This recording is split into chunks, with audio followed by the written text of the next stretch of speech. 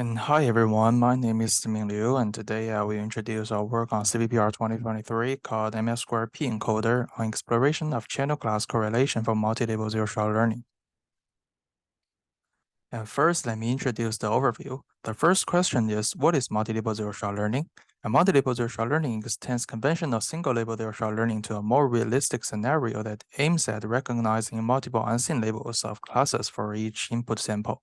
And next, the research difficulty of multi-label zero-shot learning is that it may have multiple unseen classes in the picture. At the same time, the diversity of its seen classes is much greater than that of single-label zero-shot learning. So it's a more challenging area of research. And finally, there will be an introduction to our method, the ML square P encoder. And our research interest is to fully explore the power of channel class correlation as a unique base for multi-label zero-shot learning. And here's the existing models.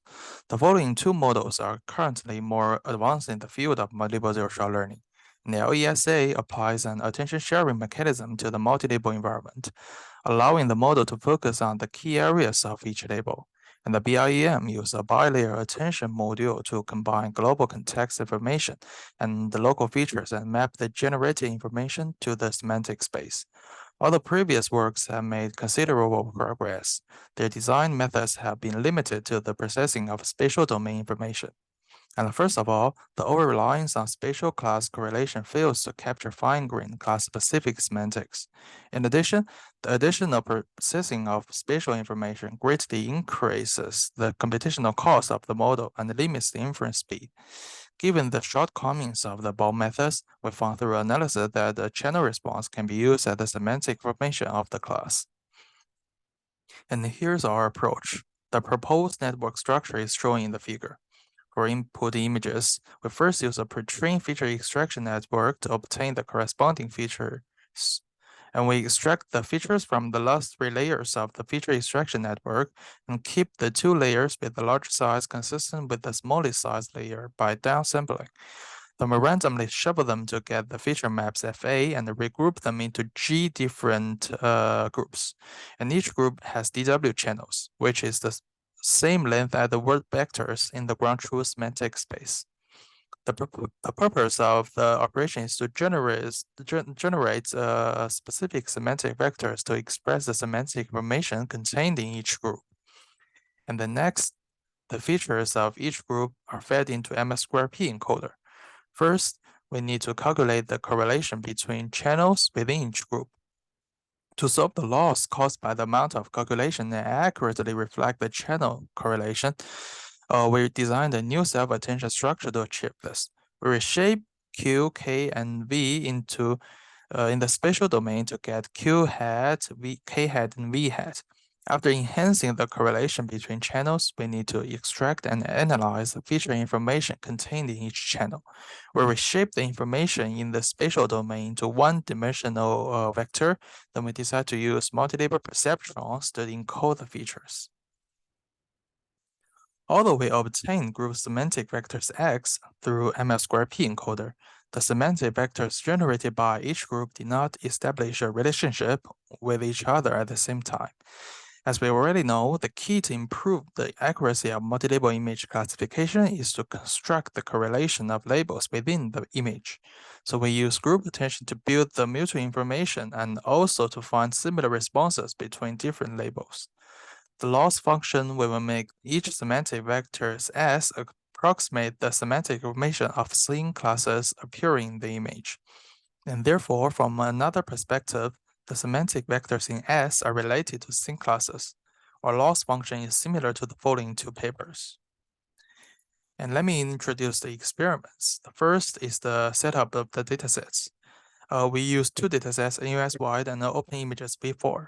For the NUS-wide dataset, it contains about 270,000 images, and each image contains 925 labels, which are automatically extracted from Flickr user text.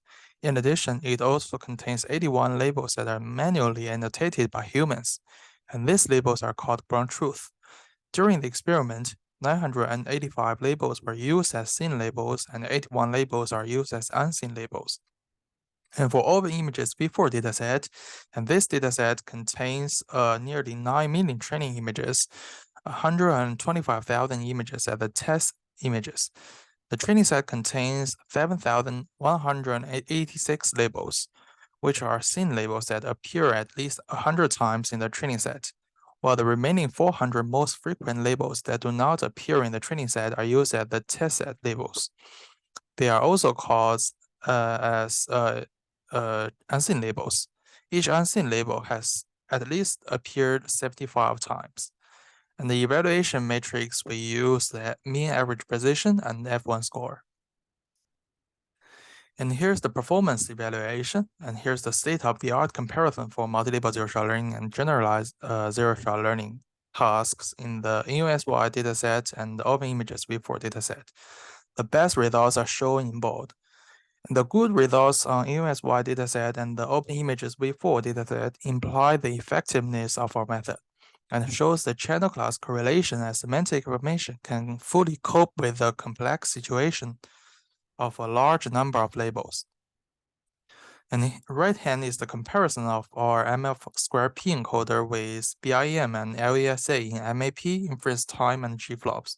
The greater in MAP and the lower in inference time and G-flops shows the effectiveness of our method. And here's the qualitative and the visualization results. And here's the attention visualization comparison in the left hand. For the recognition of the unseen class running, for example, the BIM appears to be shifted to the road, and the attention is not focused on the legs of the person. And our method directly locates the human legs. Beyond that, the focus on the class road is more accurate and comprehensive. We speculate that it's because the model pays too much attention to the spatial region and thus lacks the global perception, whereas our method pays more attention to the perception of channel responses, which contain both spatial locality and globality, and can better focus on the unseen classes. Thank you.